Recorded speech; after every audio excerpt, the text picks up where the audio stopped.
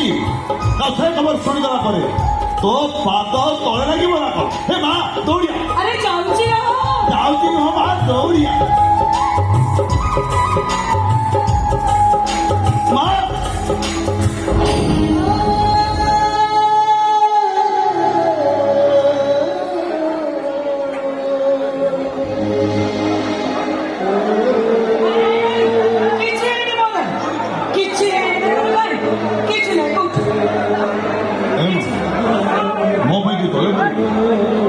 ମୋ ପାଇଁ କଷ୍ଟ ପାଇଲି ତାପରେ ବି କହୁଛି ତୋର କିଛି ନାଇଁ ମା, ଏସବୁ ଯାହା ହେଇଗଲା ସବୁ ମୋରି ପାଇଁ। ମୁଁ ତୋତେ ଡାକିଲି ବୋଲି ତୋତେ ଦୌଡ଼ି ଆସି ତଳେ ପଡ଼ି କଷ୍ଟ ପାଇଲି ମା। ମୋ କାନ ମୋଡ଼ି ମତେ ମାର ମାର ଭୁଲ ହେଇଯାଇଛି ମା। ସତରେ ତୁ ପଗରାଟା ଝୁଣ୍ଟି ପଡ଼ି ଟିକେ ତଳେ ପଡ଼ିଛୁ କି ନାଇଁ? ୟା ଭିତରେ ତୁ କାନ୍ଦି ସାରିଲୁଣି।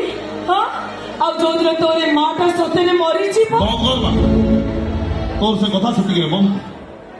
ସେ କଥା ତ ମୁଁ ଶୁଣିପାରିବିନି କି ସହିପାରିବିନି।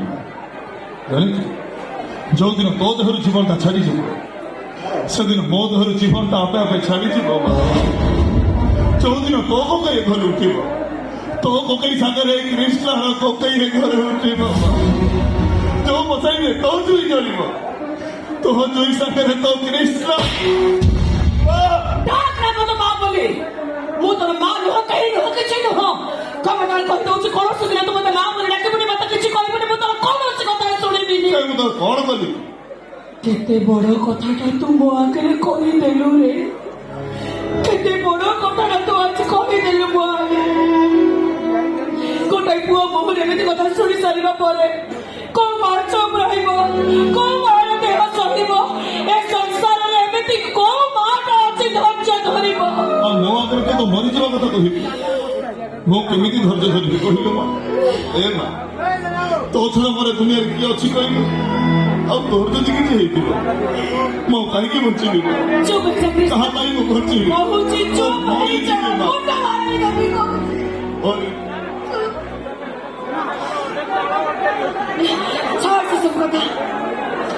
ଏ କୃଷ୍ଣ,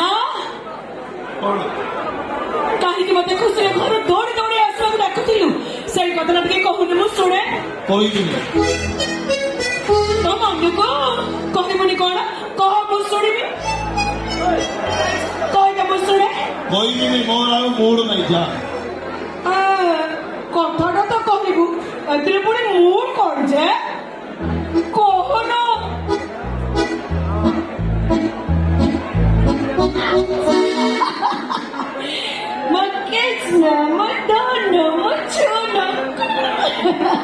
ବାପା କହିଦେବ, ମୁଁ ଚିହ୍ନିବି। କହିଦେଲୁ କହିଦେଲୁ। ମୋର ଚାକିରି ହେଇଯାଇଛି ହେଲା। କଣ କହିଲୁ? ଆରେ କଣ କହିଲୁ ତୁ? ହଁ, ତୋ ସ୍ୱପ୍ନ ସତ ହେଇଛି। ଠାକୁର ତ ଡାକ ଶୁଣିଛନ୍ତି। ଆଜି ତ କ୍ରିଷ୍ଣା ଗୋଟେ ଡାକ୍ତର।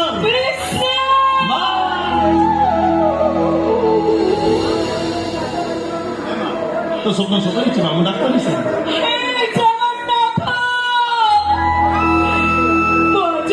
ବୁଝିପାରୁଛି ତମେ ଏ ଦୁନିଆରେ ଅଛ। ମୁଁ ଆଜି ଠିକ ଅନୁଭବ କରିପାରୁଛି। କାହା ଆଖିର ଲୁହ ତମେ ସହିପାରିବନି। କାନ୍ଦି କାନ୍ଦି ଥକି ପଡିଲା ପରେ ତମେ ଆଜି ମତେ ଖୁସି ହବାକୁ ସୁଯୋଗ ଦେଇଛ। ମୁଁ ବହୁତ ଖୁସି ଠାକୁରେ, ବହୁତ ବହୁତ ଖୁସି। ମୋ କୃଷ୍ଣ ଡକ୍ଟର ହେଇଛି। ହେ କୃଷ୍ଣ, ଏତେ ଦିନ ପରେ ଠାକୁରେ ତତେ ଦୟା କଲେ ରେ। ନାଇଁ ମା, କୋଉ ଠାକୁର ମତେ ଦୟା କରିନାହାନ୍ତି, ବରଂ ଜଣେ ଠାକୁରାଣୀଙ୍କ ଆଶୀର୍ବାଦ ମତେ ଆଜି ସଫଳତାର ଶୀର୍ଷକରେ ପହଞ୍ଚିଛି। ଆଉ ସେ ଠାକୁରାଣୀ ଜଣକୁ କି କହିଲୁ? ସେ ଠାକୁରାଣୀ ଜଣକ ହେଉଛି ମୋ ମା।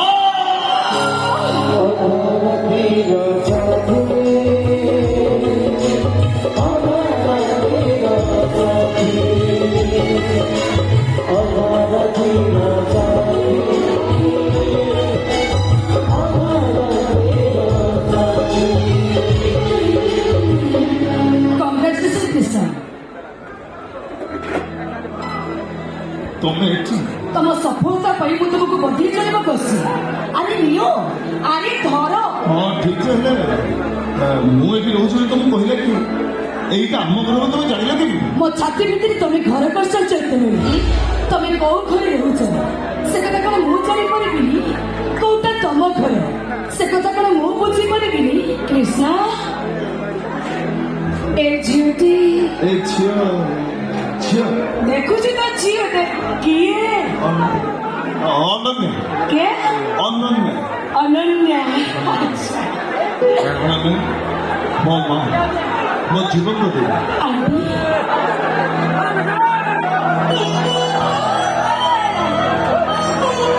କୃଷ୍ଣ, এই ঝିଅ ସାଙ୍ଗେ ତ ବାହାଘର ହବନି।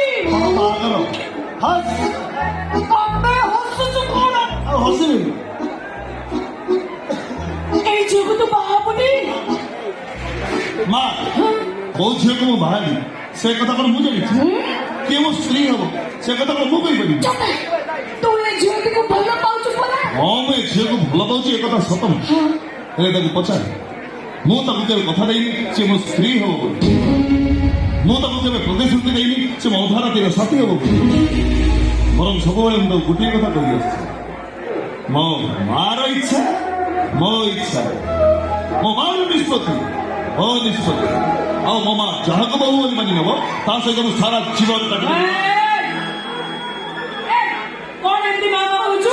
ହଁ, ଯୋଉ ଝିଅଟା ତତେ ଭଲ ପାଉଛି ତାର କଣ ଇଚ୍ଛା ବୋଲି କିଛି ନାହିଁ? ନା ନା ତାର ଇଚ୍ଛା ବୋଲି କିଛି ନାହିଁ ମା। ତୁ ଏମିତି କଣ କହୁଛୁ ରେ? ଏ ମା ଏ ଦୁନିଆରେ ଭିତରେ କିଏ କହିପାରେ ତା ପାଇଁ ତା ପ୍ରେମିକା ବଡ଼ ତା ପାଇଁ ତା ସ୍ତ୍ରୀ ବଡ଼। ହେଲେ ମୁଁ କହିବି ମୋ ପାଇଁ ମୋ ମା ବଡ଼। 100 ନୁହଁ ଲକ୍ଷ ନୁହଁ କୋଟି କୋଟି ଗୁଣରେ ମୋ ମା ମୋ ପାଇଁ ବଡ଼, କେବଳ ମୋ ମା। ମୁଁ ବି କହୁଛି ଏ ଦୁନିଆରେ ସମସ୍ତଙ୍କ ପାଇଁ ସବୁଠାରୁ ବଡ ତାଙ୍କ ମା। ନାଇଁ ନୁହେଁ ଏ ଦୁନିଆରେ ସବୁ ମାଙ୍କ ଠାରୁ ଏ ଦୁନିଆରେ ସବୁ ମାଙ୍କ ଠାରୁ ମୋ ମା ସ୍ୱତନ୍ତ୍ର। ମୋ ମା ମୋ ପାଇଁ ଯାହା କିଛି କରିଛି ମୋ ଦେହରେ ଯେତିକି ଚପଲ ଅଛି ଯଦି ସାରା ଜୀବନ ମୋ ମା ତାକୁ ତା ପାଦରେ ଚପଲ କରିକି ପିନ୍ଧିଥାଏ ତଥାପି ମୋ ମାର ଋଣ ଅଶେଷ ରହିଛି ପାଦରେ।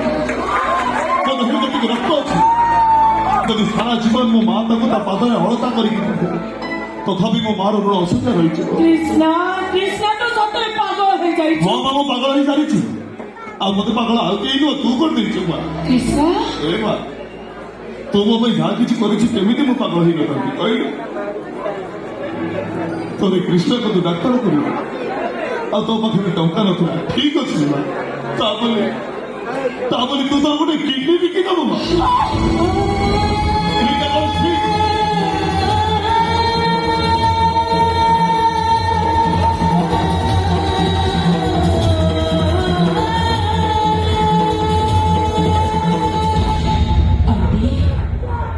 ଆପଣ କୃଷ୍ଣକୁ ଡକ୍ଟର କରିବା ପାଇଁ ଆପଣଙ୍କର ଗୋଟେ କିଡନୀ ବିକି ଦେଇଛନ୍ତି? ଆରେ ନାଇଁ ନାଇଁ, ମୁଁ କାହିଁକି କିଡନୀ ବିକିବି? ସେ ମିଛ କହୁଛି, ମିଛ କହୁଛି ବା କୃଷ୍ଣ। କଣ ମୁଁ ମିଛ କହୁଛି? ହଁ ତୁ ମିଛ ମିଛ କଥା। ଏ ମା ତୁ କଣ ଭାବିବୁ? ମୁଁ କିଛି ଜାଣିପାରିବି କିଛି ବୁଝିପାରିବି? ମୁଁ ଛୋଟ ଛୁଆ ହେଇକି ଅଛି।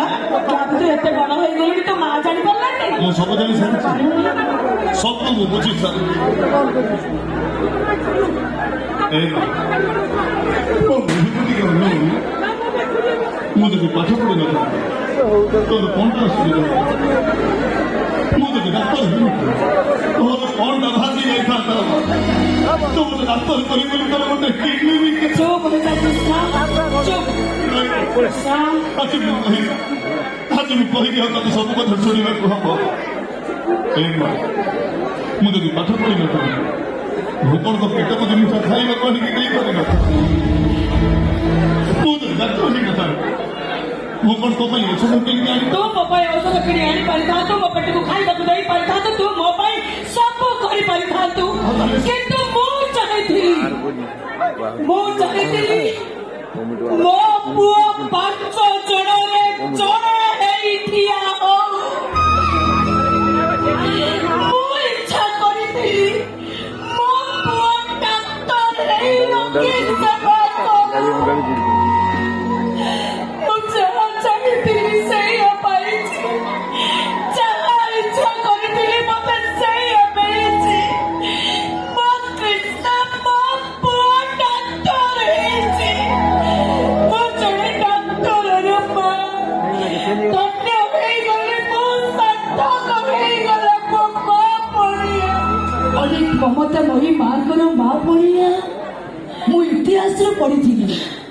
ଅନେକ ଆଦର୍ଶ ମାଙ୍କର ତ୍ୟାଗର କାହାଣୀ ମୁଁ ପୁରାଣରୁ ଶୁଣିଥିଲି। ହେଲେ ଆପଣ ସବୁ ମାଙ୍କ ଠାରୁ ଅଲଗା।